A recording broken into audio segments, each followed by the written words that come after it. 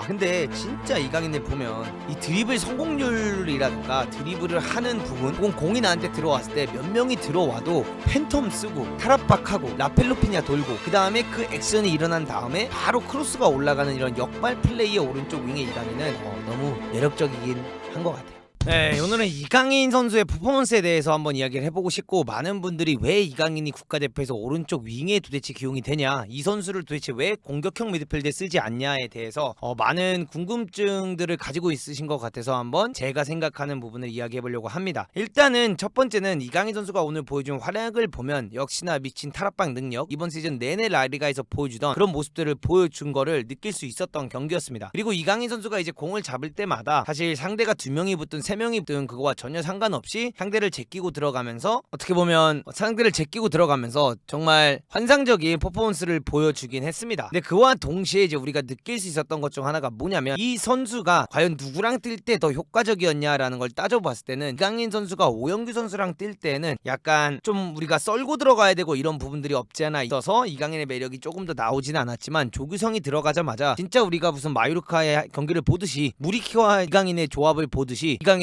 잘라 들어오면서 크로스를 올리고 조규성이 헤딩을 가져가는 그런 좋은 퍼포먼스들을 우리가 볼 수 있었던 경기지 않았나라는 생각을 합니다. 그러면은 도대체 이강인을 왜 클린스만호에서는 공격형 미드필더가 아닌 윙으로 사용을 하는 것인가에 대해서 궁금해하실 것 같아서 얘기를 한번 해보도록 하겠습니다. 일단 첫 번째는 이런 탈압박 능력 때문인 것 같아요. 이거를 공격형 미드필드 지역에서 탈압박을 해서 우리가 공격적으로 나갈 수도 있는 거지만, 사실상 오른쪽 윙에 놨을 때 혹은 왼쪽 윙에 놨을 때 이강인이 탈압박을 하면은 어떤 것들이 일어나냐면 시간을 끌어줄 수가 있어요. 예를 들어 볼이 이강인한테 투입이 됐을 때 가운데라고 하면은 이게 돌아서거나 뒤로 나오는 방법밖에 없고, 공격적으로 나간다고 한들 시간을 끌어주는 유형의 플레이가 나오긴 굉장히 어려운 자리거든요. 그러나 오른쪽 윙이나 왼쪽 윙에 가서 경기를 뛰게 된다면 이강인에게 볼이 투입이 됐을 때 상대가 한 명이 붙게 되든 2명이 붙게 되든 본인이 일단 공을 거머쥐면서 우리 미드필드 자원이라든가 혹은 반대편 윙어 아니면 반대쪽 풀백이 오버래핑을 나갈 시간까지 만들어줄 수 있는 소유 능력이 있기 때문에 이강인 선수를 오른쪽 윙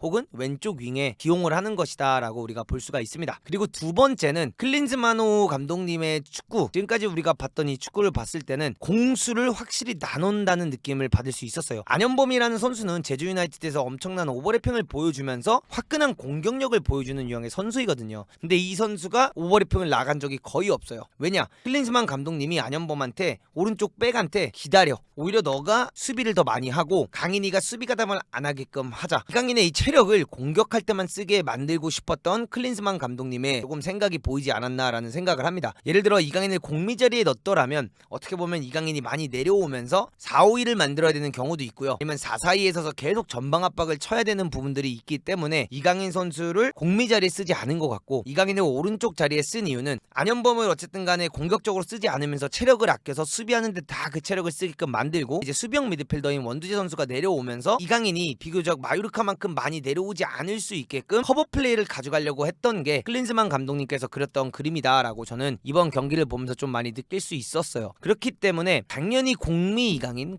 넘버 10을 달고 뛰는 이강인의 그런 화려한 탈압박이라든가 그 화려한 모습을 너무나도 보고 싶지만, 이강인을 우측 윙으로 기용하는 데는 이런 이유들이 있다라고 저는 생각을 합니다. 그리고 마지막으로는 어쨌든 간에 우리나라의 국가대표 선수들을 봤을 때 빠른 선수들도 있고 공격 지역에서 이런 헤딩 능력이 뛰어난 조규성 선수도 있고, 그 다음에 이선 침투를 해줄 수 있는, 실제로는 경기 때 손흥민, 황희찬 같은 선수들이 있기 때문에 오른쪽 윙에서 오늘도 몇 장면이 나왔지만 안현범이 안으로 이렇게 들어가면서 정승현이라든가 원두재가 그 사이에 꼈을 때 이강인에게 바로 패스를 넣어줄 수 있는 환경을 계속 만들려고 했던 게 보였어요. 그리고 사이드에서 안현범이 공을 잡든 원두재가 잡든 정승현이 공을 잡았을 때 빠르게 선택을 해서 이강인한테 볼을 넣어줘라, 왜 안 넣어주냐 하면서 약간 답답해하는 모습에 클린스만의 모습도 많이 잡혔었거든요, 중계 장면에. 그렇기 때문에 그 이강인에게 그 볼이 빠르게 투입이 됐을 때 우리가 나폴리에서 보던 흐비차라든가 혹은 후이가 자주 보여주던 이 왼발로 돌려치기를 가져가면서 혹은 왼발로 한번 지켜준 다음에 안으로 패스를 넣어서 공미자원인 황희찬 혹은 공미자원인 손흥민이 그거를 치고 나가는, 상대들이 압박을 하게끔 만들어서 이강인의 탈압박을 통해서 그 패스를 가운데 지역으로 연결해서 손흥민, 황희찬 같은 선수들이 빠르게 치고 나가면서 상대 수비수가 많이 없을 때 어떻게 보면 위협적인 장면을 만들기 만들기 위해서 이강인을 오른쪽 윙에 기용을 했다. 이렇게 우리가 바라볼 수 있는 것 같습니다. 근데 이제 이 전술에 있어서 양면이 있죠. 좋은 점과 나쁜 점이 있는데, 좋은 점은 이강인의 공격력을 극대화시킬 수 있는 전술이다. 오른쪽 윙을 이강인이 사용하거나 왼쪽 윙을 사용하고 이렇게 수비를 하기보다는 공격적인 위주로 많이 할 수 있게 한다면 이강인의 극대화를 시킬 수 있다가 첫 번째 장점이 될 수 있어요. 허나 우리가 또 단점적인 부분으로 보자면, 어쨌든 우리나라 축구가 많이 올라온 게 사실이고 우리나라 축구가 많이 성장한 건 사실입니다. 그러나 우리나라가 월드컵에 나간다던가 혹은 우리나라가 아시안컵을 뛰면서 어쨌든 간에 강팀을 만났을 때 그 경기를 가져가면 결국 우리 윙어들도 수비를 할 수밖에 없는 상황들이 나온다라는 거죠. 결국 우리 윙어들도 수비를 할 수밖에 없는 상황들이 많이 나온다라는 거죠. 그래서 그런 부분들을 봤을 때는 이강인의 이 지금 우측 기용을 해서 공격만 하게 하는, 공격을 최대한 많이 할 수 있게끔 만드는 이 전술이 그런 큰 대회들에서 먹힐지에 대한 부분은 우리나라 수비형 미드필더가 얼마나 그만큼,